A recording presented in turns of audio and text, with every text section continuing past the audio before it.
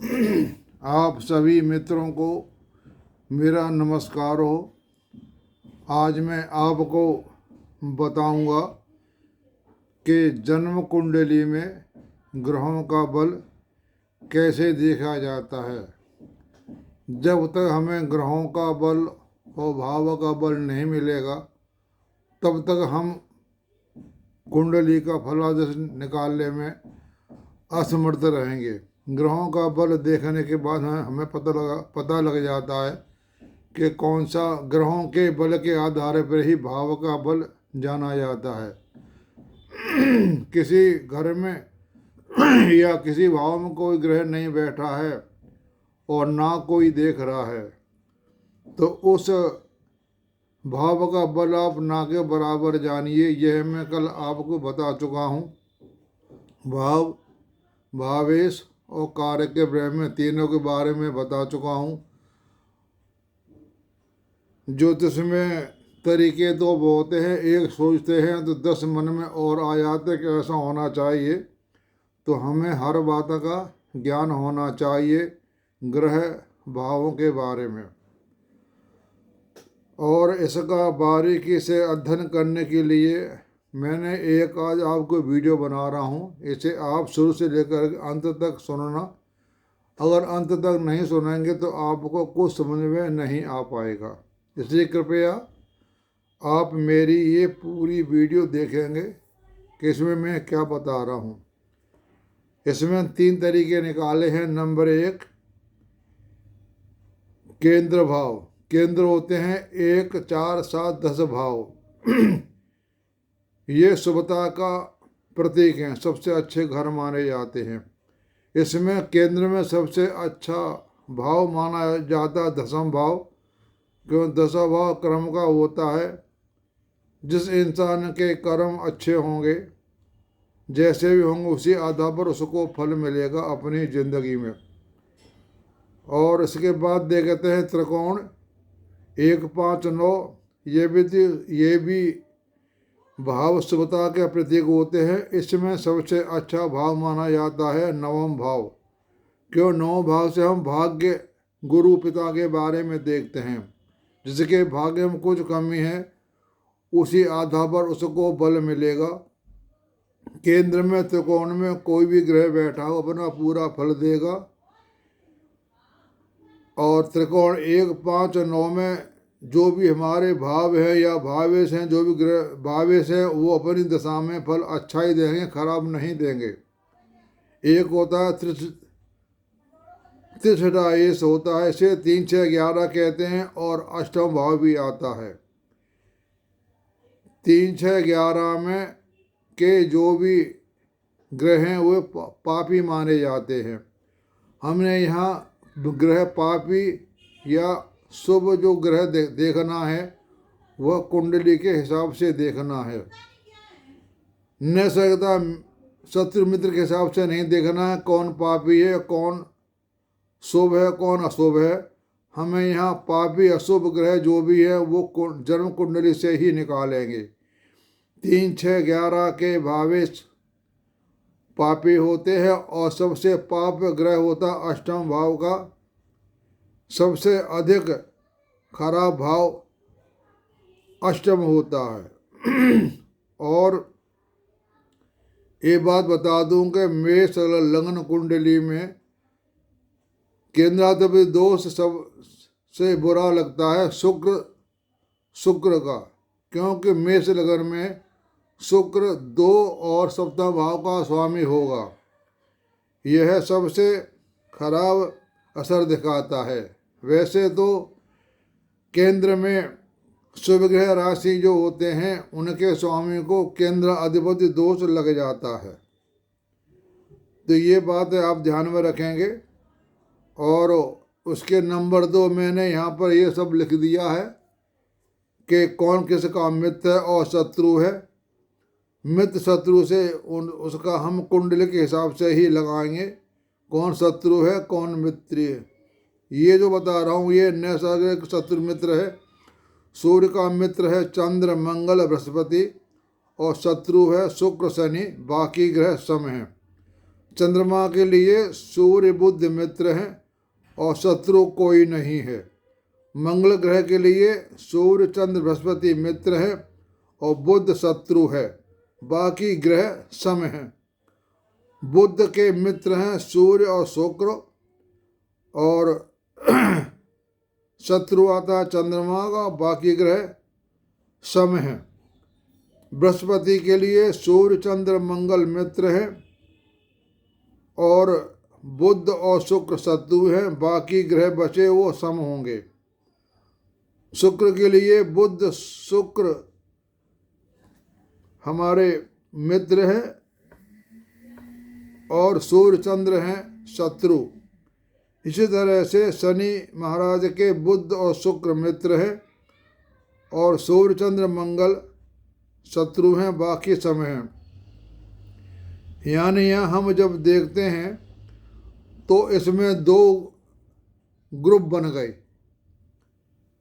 एक तो शुक्र शनि बुध ये एक ग्रुप के हो गए और बाकी सूर्य चंद्र मंगल बुध बृहस्पति ये एक ग्रह के हो गए। माने इनकी आपस में तालमेल सही बैठती है और शुक्र शनि बुध ये एक ग्रुप, ये दो ग्रुप हो गए। तो इन बातों का भी हमें ध्यान रखना पड़ेगा। इसके बाद हम जन्म कुंडली में ग्रहों का बल देखते हैं। उसके लिए यह है कि ग्रह जिस राशि में बैठा है तथा ग्रह जिस भाव में है वह किस भाव का स्वामी है। एक नंबर 2 ग्रह किस नक्षत्र का है, उनका आपस में नैसर्गिकता अनुसार मित्र है शत्रु। यहाँ पर हम कुंडली के हिसाब से मित्र शत्रु नहीं लेंगे, क्योंकि यहाँ हमने ग्रह का लिया है नक्षत्र। ग्रह किसी राशि में बैठा है तो वह किस नक्षत्र के में बैठा है उसको लेंगे। तो उस नक्षत्र का स्वामी और राशि का स्वामी आपस में संबंध देखेंगे। इनके आपस में संबंध क्या है, मित्र है या शत्रु हैं। ये हम नैसर्गिक शत्रु भाव से शत्रु मित्र को निकालेंगे। यहाँ कुंडली के हिसाब से नहीं निकालेंगे किसका ये शत्रु है ये मित्र है। नंबर 4 केंद्र भाव में कौन सी राशि है, चर है, स्थिर है या द्वितीय भाव। केंद्र में कोई भी केंद्र के 4 भाव होते हैं, वहाँ या तो चर राशि पड़ेंगी चारों, या स्थिर राशि पड़ेंगी और या द्वितीय राशि पड़ेंगी। चर राशि वाला जो जातक होता है वह अपने आगे जीवन में कुछ करने की सोचता रहता है। तो चर राशि केंद्र में हो तो जातक के लिए शुभ मानी जाती हैं। उसके बाद स्थिर राशि है। स्थिर राशि केंद्र में होती है, वह आदमी स्थिर होता है, वो अपनी बात पे कायम रहता है, तो ये राशि भी अच्छी मानी जाती हैं। जैसे चर राशि में आदमी आगे कुछ करने की सोचता है, स्थिर राशि वाला पहले स्थिर है, वह सारे काम सोच विचार के करेगा, जो बात कहेगा वह उसकी स्थिर होगी, उसमें बदलेगा नहीं। उसके बाद आती है द्वितीय राशि। मैंने अक्सर देखा है कुंडली में द्वितीय राशि वाली जिसकी केंद्र में राशि होंगी, उस आदमी का मन टिक के नहीं रहता, कभी इधर कभी उधर। क्यों कि द्वितीय राशि 2 भाव की 2 मुख की होती हैं, कभी इधर सोचता है कभी उधर सोचता है। इस सोच में वो अपना सोच सोच के काम करता है। तो ये आपको मैंने आप बता दिया ये 3 बातें। अब इसी आधार पर मैंने 2 कुंडली ले रखी हैं, एक आगरा की है और एक है दिल्ली की। तो पहले मैं यह ले रहा हूँ, दिल्ली की कुंडली है। इसमें हम देखते हैं कि पहला जो भाव है उसका नक्षत्र का स्वामी शुक्र है और लगन का स्वामी बुध है। तो यह बुध और शुक्र दोनों मित्र हो गए, लेकिन इस घर में कोई ग्रह नहीं बैठा है और ना ही कोई दृष्टि है। नंबर 2 भाव में चलेंगे, यहाँ शुक्र और सूर्य बैठे हुए हैं राशि है चंद्रमा, और नंबर 3 में, और यहाँ 2 ग्रहों की दृष्टि है। नंबर 3 में बुध बैठे हैं, इसमें 1 ग्रह की दृष्टि है। नंबर 4 में मंगल ग्रह बैठा हुआ है, दृष्टि कोई नहीं है। यह सुख के भाव में या मात सुख के भाव में कुछ कमी दिखाएगा। ये हम दशाएं लगाएंगे और बुध का बल देखेंगे। तो यहाँ मैंने बुध बल के बारे में बता देता हूँ यहाँ पर कि सूर्य बुध की राशि में बुध के नक्षत्र में बैठा हुआ है, तो ये तकरीबन ठीक है। लग्न शुक्र नक्षत्र में बैठी, ये भी ठीक है। चंद्रमा अपने नक्षत्र में बैठा, ये भी ठीक है। जहाँ जिस राशि में चंद्रमा बैठा होता है, अगर उसका नक्षत्र अपना है, कोई भी ग्रह हो, तो वह ग्रह शुभ फल देगा। मंगल चंद्रमा के नक्षत्र में बैठा हुआ है, मंगल चंद्रमा का मित्र है। ये नैसर्गिकता हम ले रहे हैं, मित्रता शत्रु की यहाँ पर। और बुध केतु नक्षत्र में बैठा हुआ है, ये यहाँ थोड़ा खराब हो रहा है। विद्यु अलग केतु अलग, केतु हमेशा कार्य को घटाने में रहता है। बृहस्पति शनि के नक्षत्र में बैठा हुआ है, ये इसके लिए ठीक नहीं है, क्योंकि शनि बुध शुक्र एक ग्रुप के हैं और बाकी ग्रह एक ग्रुप के हैं, ये भी ठीक नहीं है। फिर हमने यहाँ देखा कि शनि है अष्टमेश है और 9वें भाव में बैठा हुआ है, तो वह अपने भाग्य को में कमी लाएगा और अष्टमेश हो गया। यहाँ इस कुंडली में शनि का रोल खराब रहेगा, क्योंकि अष्टमेश है। शनि गुरु के नक्षत्र में बैठा हुआ है, तो यहाँ भी ग्रुप अलग हो गया, लेकिन ये यहाँ पर सम हो जाएगा।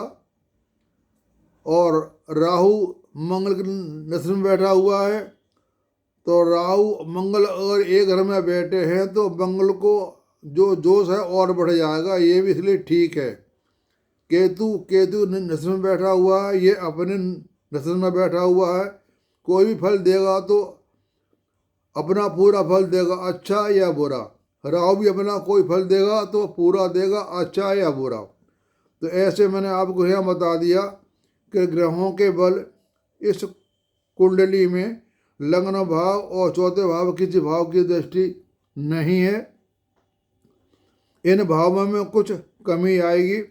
इससे पहले मैं आपको भाव कारक के द्वारा सब कुछ बता दिया था, तो मैंने यहाँ आपको ग्रहों का बल बता दिया। इस कुंडली में शनि का रोल सबसे खराब है और बुध का भी, बुध यहाँ लग्नेश है, तो लग्नेश का कभी अपने भाव को बुरा नहीं करेगा, लेकिन वह फल देने में असमर्थ हो जाएगा, क्योंकि वह केतु के नक्षत्र के अंडर में है। जैसे किसी ग्रह का स्वामी हो गया, तो उस स्वामी का बाप कौन हुआ? उस स्वामी का बाप हुआ केतु का नक्षत्र, मतलब बाप का बाप। अब लेते हैं हम कुंडली दूसरी। यह कुंडली आगरा की है। इसमें हम देखते हैं, पहले मैं आपको बता देता हूँ। लगन केतु के नक्षत्र में है और यहाँ कोई दृष्टि नहीं है, तो इसका लगन भाव कमज़ोर हो गया, लगन कमज़ोर हो गई। मैंने बताया था आपको, किसी भी भाव का हम फल देखेंगे तो हम यह देखेंगे कि लगन की स्थिति क्या है। लगन के आधार पर ही जातक को फल मिलता है। अब देखते हैं दूसरे भाव में शुक्र बुध मंगल सूर्य बैठे हुए हैं। सूर्य की राशि में सूर्य के उसमें नक्षत्र में बैठा हुआ है, और मंगल आपका सूर्य के नक्षत्र में बैठा हुआ है, और बुध आपका चंद्रमा नक्षत्र में बैठा हुआ है। ये ठीक नहीं है, ये शत्रु है। बुध का चंद्रमा शत्रु है। बुध शत्रु के नक्षत्र में बैठा हुआ है, और बृहस्पति राहु के नक्षत्र में बैठा हुआ है, ये भी ठीक नहीं है। क्यों? बृहस्पति राहु जो है बृहस्पति पे अपना जोर दिखाएगा, वो इसको यहाँ काम नहीं करने देगा। और शुक्र सूर्य के नक्षत्र में बैठा हुआ है, ये भी ग्रुप से अलग हो गया, क्योंकि शुक्र बुध शनि एक ग्रुप के होते हैं, बाकी सब एक ग्रुप के होते हैं। शनि मंगल के उसमें नक्षत्र में बैठा हुआ है, तो ये भी इसके लिए ठीक नहीं होगा, क्योंकि ये अलग ग्रुप का हो गया। राहु शनि के नक्षत्र में बैठा हुआ है, तो शनि राहु जो काम राहु करता है वो शनि करता है, तो ये इसके लिए ठीक है। केतु सूर्य के नक्षत्र में बैठा हुआ है, ये इसके लिए ठीक नहीं है। अब मैं यहाँ चलता हूँ, पहला भाव मैंने आपको बता दिया कमजोर है, दूसरे भाव में किसी भाव की दृष्टि नहीं है, इसमें 4 ग्रह बैठे हुए हैं। ग्रहों का बैठना और देखने में बहुत अंतर होता है। कोई भी ग्रह एक घर में बैठे हों, अगर 5 अंश से कम के अंतर में बैठे, 1 2 3 4 अंश के अंतर में बैठे हुए हैं, तो वह ग्रह उसके समीप माना जाएगा, मतलब 5 में बैठा हुआ है। और कोई ग्रह 5 अंश का है और कोई ग्रह 25 अंश का है, तो वह ग्रह एक घर में जरूर बैठे हैं, लेकिन वो उससे दूर बैठे हुए हैं। इस तरह से हम ग्रहों का आपस में संबंध देखेंगे। यहाँ शुक्र 7 अंश का और बुध 18 का, सूर्य 0 और मंगल 0। तो यहाँ कोई ग्रह नहीं, सूर्य और शुक्र पास पास में बैठे हुए हैं, दोनों ग्रह। मंगल और बुध इसके पास नहीं बैठे हैं। ग्रहों का बैठना और देखना दोनों में बहुत अंतर होता है। हम कहीं जाकर बैठे सभा में या मीटिंग दरबार में, अगर हम पास पास में बैठे हैं तो हम आपस में बातें कर सकते हैं, और एक ही ग्रुप में हम दूर बैठे हैं तो बात करने में असमर्थ होंगे, हम आपस में बातें नहीं कर पाएंगे। और अगर वो हमारा गृह मित्र दूर बैठा हुआ है तो हम उसको देख रहे हैं, तो हम आँखों के द्वारा या इशारों में बात कर सकते हैं। तो ग्रह का बैठना और देखना में दोनों में अंतर है। और हमारे शनि महाराज का तो ये हिसाब है, जहाँ बैठते हैं अच्छा काम करते हैं और उनकी दृष्टि सबसे खराब मानी जाती है। सब शनि ग्रह की दृष्टि खराब मानी जाती है, बाकी ग्रहों की दृष्टि अच्छी मानी जाती है उस ग्रह के अनुसार कि उस ग्रह का पाप ग्रह या पुण्य ग्रह है। अब चले हम तीसरे भाव में, शनि बैठा हुआ है, ये 5 अंश का है।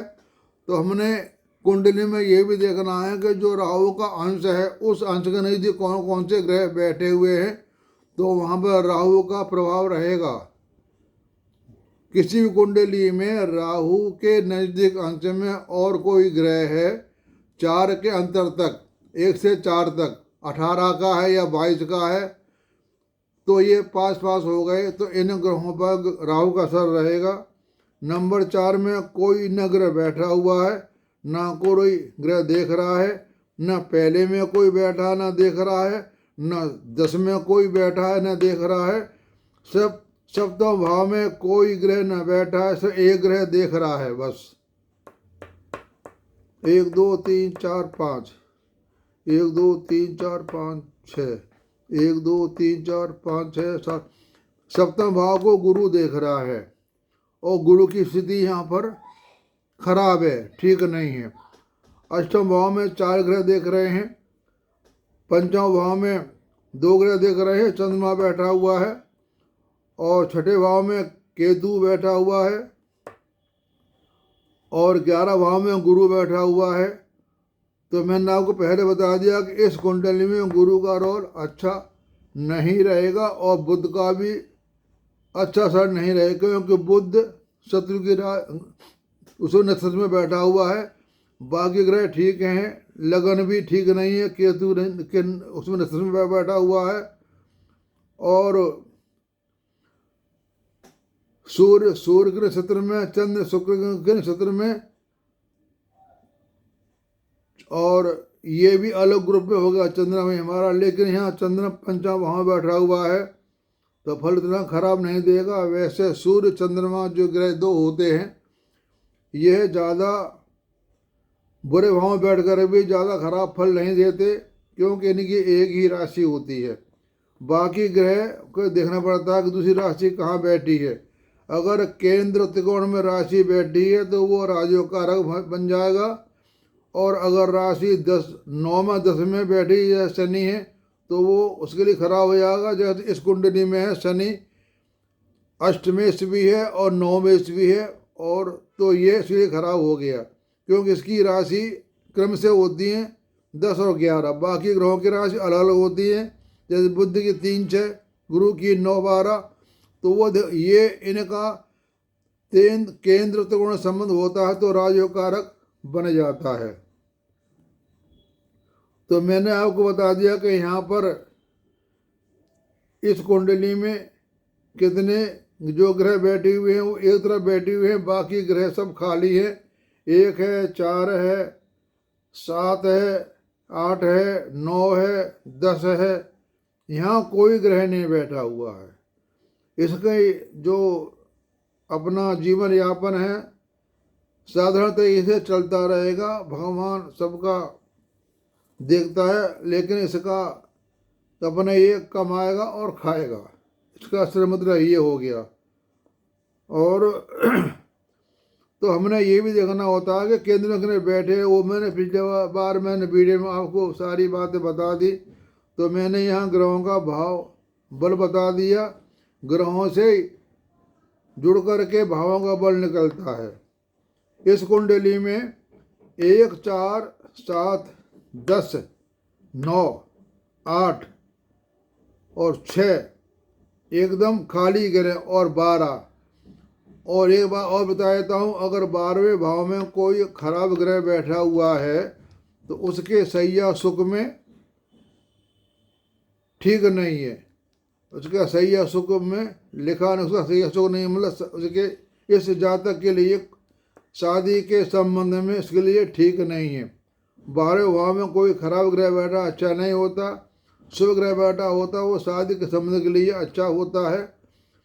तो पहले मैंने आपको बता दिया था कि सबसे खराब भाव अष्टम होता है कुंडली के अंदर, और सबसे अच्छा प्रभाव होता है 9वां भाव। ये भाग्य का भाव है, और ये खराब करने, ये हर कुंडली को इस ग्रह का जो स्वामी बैठा हुआ वो उस ग्रह में कमी लाएगा। 6ठा भाग इतना खराब नहीं है कि यहाँ से आदमी मेहनत करके अपनी बीमारी को ख़त्म कर सकता है और मेहनत करके आगे बढ़ सकता है। 12 भाव व्यय का भाव होता है, लेकिन व्यय का भाव इतना खराब नहीं होता। कोई ग्रह बैठा हुआ है तो वो अच्छा फल देगा, क्योंकि इसका संबंध शादी से भी होता है। तो ऐसे मैंने आपको ये भावों ग्रहों के बारे में बता दिया। एक कुंडली ये है, एक कुंडली इसी पे हम डिस्कस आगे करते रहेंगे। एक कुंडली को लेकर हम डिस्कस करेंगे तो आपको भी बात जल्दी समझ में आ जाएगी कि पिछली बार मैंने क्या बताया था और अब क्या नहीं बताया। अगर हम नई नई कुंडली लेंगे तो उसमें आप भी कन्फ्यूज हो जाएंगे। मैं तो बता दूंगा, लेकिन आपको वो बात सही तरह से समझ में नहीं आएगी। आप ये दोनों का टाइम नोट कर लें, अपने यहाँ कुंडली बना लें, और उसका फल उसी आधार पर और कुंडलियों का फल देश करेंगे तो आपको उसका परिणाम जल्दी मिल जाएगा। हम वर्गों में ये D9 कहीं नहीं जा रहे, हम D1 से ही देख रहे हैं, क्योंकि जितने वर्ग होते हैं सारे वर्ग हमारी जन्म कुंडली से ही बनाए जाते हैं। तो हम इधर उधर क्यों भागें, हम जन्म कुंडली से ही सारा कुछ देखेंगे। जिस भाव के बारे में देखना हो उस भाव कारक को लगा देंगे, ग्रहों का बल निकाल लेंगे, भावों का बल निकाल लेंगे, उसको नोट कर लेंगे। फिर आप आराम से बता सकते हैं कि इस जातक के किस भाव के बारे में क्या फल निकलेगा। तो ये मैंने आपको बता दी। अगर एक बार में समझ नहीं आया इसलिए मैंने ये कागज लिख के रख दिया है, आपको इसमें भूल नहीं लगेगी। आप इसमें देख करके दुआ दे सकते हैं। ये कुंडली है और ये आपके ग्रहों के बल के बारे में नियम बताए हैं, ये आपको सही मैंने बता दिया। नोट करो या मत करो, पर्चा आपके सामने रखा हुआ है, इससे आप आराम से फल निकाल सकते हैं। आप सबको सुनने का धन्यवाद और आप सबको नमस्कार।